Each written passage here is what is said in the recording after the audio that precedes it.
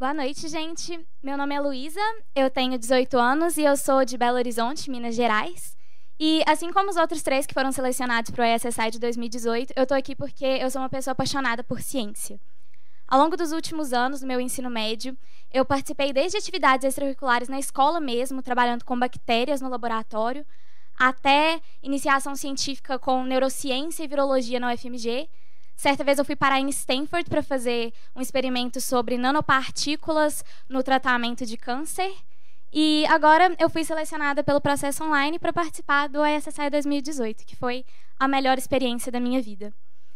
Então, eu vou começar contando do laboratório, que é onde a gente passou a maior parte do tempo. Então, de domingo a quinta, porque os finais de semana lá eram sexta e sábado, de domingo a quinta, de 8 até mais ou menos 4, 5 horas da tarde, a gente ficava no laboratório. Infelizmente, eu não vou poder contar tanto da minha pesquisa para vocês, porque ela ainda é um pouco confidencial. Ela está em fase de produção e é um mapeamento de um novo receptor. Então, como o laboratório inteiro está trabalhando no descobrimento de uma nova droga, então acaba que eu não posso divulgar tanta coisa. Mas eu vou tentar dar para vocês todo um histórico de tudo que eu aprendi lá. Basicamente, a gente queria estudar esse novo receptor no microambiente de mieloma múltiplo. O mieloma múltiplo ele é um câncer que ocorre nas células plasmáticas da medula óssea e, normalmente, os pacientes que estão na fase crônica têm sintomas como anemia, lesão óssea, imunodeficiência e problemas renais. E a grande maioria chega a falecer entre 5 e 6 anos após o desenvolvimento da fase crônica. E aqui tem algumas fases latentes antes de chegar na real fase da doença, que a gente também estudou ao longo desse mês. No microambiente tumoral, a gente tem várias células interagindo umas com as outras, que podem ser linfócitos, populações mieloides, as próprias células tumorais, e também tem vasos sanguíneos, fibroblastos, entre várias outras coisas, e todas interagem umas com as outras. Então, às vezes, o que importa nem é sempre o tumor propriamente dito, mas às vezes o ambiente no qual ele está contido. E aqui vocês podem ver que é uma bagunça. Nada funciona sozinho. Então, as coisas realmente afetam umas às outras.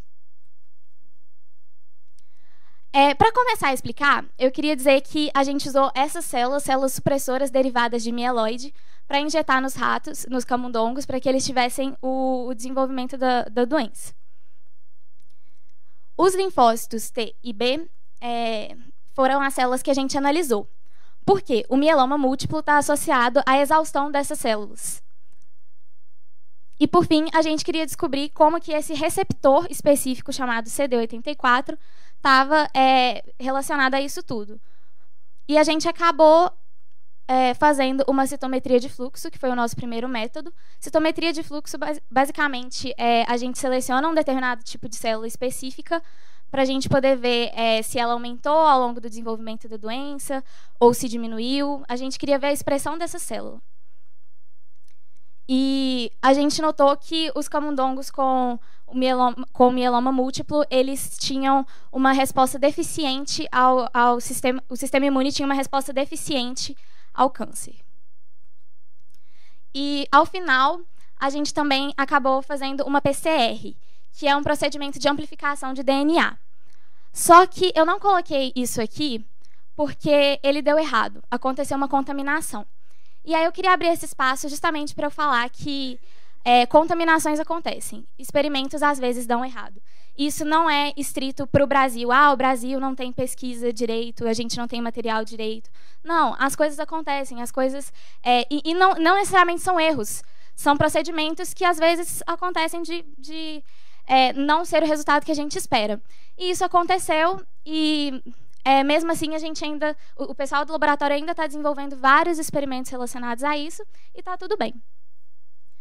E na nossa discussão, a gente percebeu que os níveis de CD84 em camundongos com mieloma múltiplo vão aumentar com o estágio do tumor. E aí, futuramente, na verdade, agora, nesse momento, eles estão trabalhando com amostras de pacientes para que eles possam desenvolver melhor a questão da droga. E essa é a minha equipe de laboratório. Esse projeto não seria possível sem a orientação da Radas, que é essa moça aqui. Ela está fazendo o PhD dela no Weizmann. E ela é uma pessoa maravilhosa, que ela estava sempre tentando fazer com que a gente se perguntasse sobre o que estava acontecendo. Ela fazia com que a gente refletisse se a gente estava indo para o caminho certo ou para o caminho errado do projeto. Se a gente tinha certeza de que aquelas eram as perguntas certas. E ela fazia com que a gente perguntasse cada vez mais.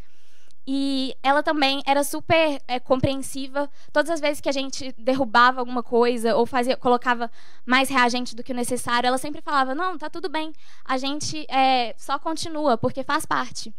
E ela fazia com que a gente participasse cada vez mais. E é uma coisa que eu achei maravilhosa no Weissman, porque todas as pessoas eram muito compreensivas com os alunos.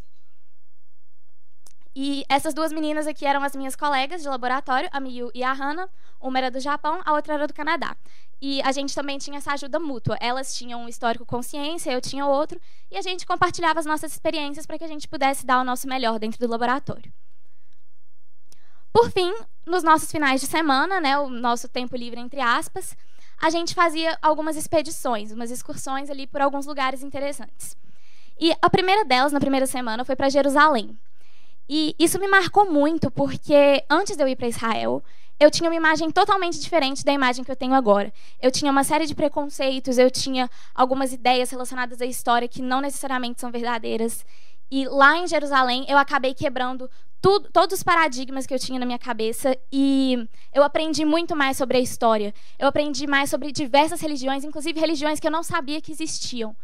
E foi muito enriquecedor culturalmente falando, porque eu não sabia muito sobre Israel, eu não sabia muito sobre aquela região. E eu acabei aprendendo não só sobre o que está acontecendo lá agora, mas sobre um passado que eu não fazia ideia de que existia. E o mesmo vale para Galileia, que foi na semana seguinte, no final de semana seguinte. A gente visitou alguns lugares históricos, e para mim o mais interessante da Galileia foi o fato de que o meu guia turístico, pelo menos, ele sempre tentava comparar os lugares onde a gente estava com as datações de carbono dos objetos que ele mostrava. Então, ele sempre falava, olha, isso daqui em tal história, uma pessoa contava desse jeito e ela disse que aconteceu tantos anos atrás. E a datação realmente comprovava que era há tantos anos atrás. Então, eu achava muito legal, porque ele sempre fazia essa comparação entre o que foi provado e o que é uma história contada. E isso fazia com que a gente ficasse ainda mais curioso, né, sobre a história de lá.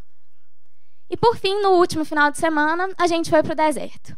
Eu queria mostrar aqui a minha evolução ao longo do deserto. Porque o que acontece? Nessa primeira foto aqui, eu estou morrendo. Eu terminei a caminhada por volta de uns 15 minutos depois de todo mundo. Eu fiquei por último. E as pessoas até ficaram com pena de mim e me pagaram um sorvete. E eu fiquei muito triste, porque eu pensei, nossa, eu não tenho um condicionamento físico para fazer isso, não vou conseguir ir nas outras, não vou visitar os lugares bonitos e tal. Mas à medida que a gente foi passando, eu fui ficando menos cansada. E chegou na última, e eu estava tão determinada, eu queria tanto continuar, ver o nascer do sol de lá de cima, que eu seguia, sabe? Eu parava, eu ficava ofegante, eu bebia 5 litros de água, literalmente, e eu chegava e eu assistia aquele pôr do sol maravilhoso, e valia a pena, sabe? Porque a gente tem que persistir. E isso não é uma metáfora, eu tive que persistir para chegar no final. E, por fim, eu queria agradecer a todo mundo que tornou essa experiência possível, porque me agregou tanto cientificamente quanto culturalmente, como vocês sabem. E eu conheci pessoas maravilhosas com as quais eu ainda estou mantendo contato todos os dias. Às vezes a gente conversa por vídeo. E são pessoas com as quais eu sempre tinha discussões muito filosóficas, muito científicas, porque eram pessoas que tinham os mesmos propósitos científicos que eu. São pessoas que também querem mudar o mundo. Então, foi muito enriquecedor. E eu queria agradecer não só os amigos do Weissman, mas todos aqueles que ajudaram, tanto financeiramente, quanto no processo seletivo, quanto os que proporcionaram essa reunião que está acontecendo agora. E eu espero que mais pessoas possam sentir a felicidade que eu senti, porque essa foi a melhor viagem da minha vida, com certeza. Muito obrigada.